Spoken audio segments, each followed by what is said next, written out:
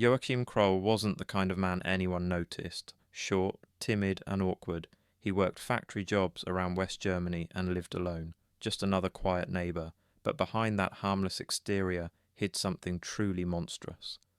From 1955 to 1976, Kroll killed, dismembered and sometimes ate at least 13 victims, though many believe the number was higher.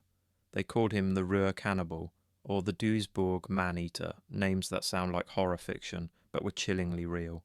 Kroll's murders were brutal and senseless. He strangled women and children, often with his bare hands, then dismembered their bodies in his filthy apartment. What came next was even worse. He cooked and ate parts of the flesh, claiming it helped him save money on groceries.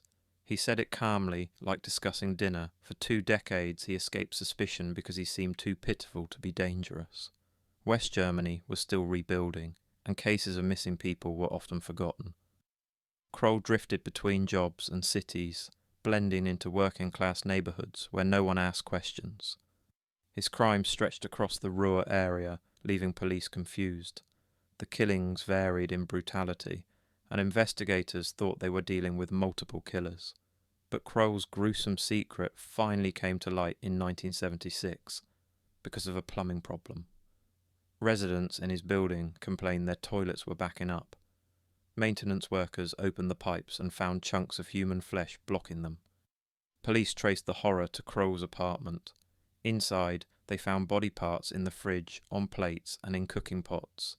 A stew simmered on the stove, with human meat floating in it. His final victim, a young girl named Marion Kettner, had been partially butchered and stored like leftovers. When police questioned him, Kroll confessed immediately.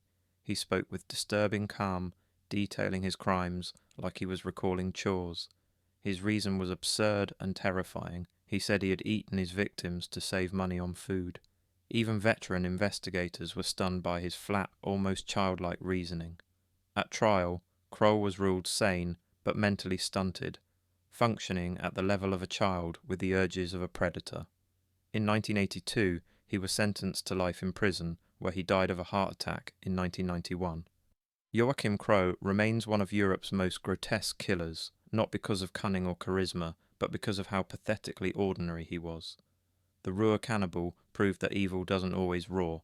Sometimes it whispers, smells faintly of boiled meat, and lives quietly next door.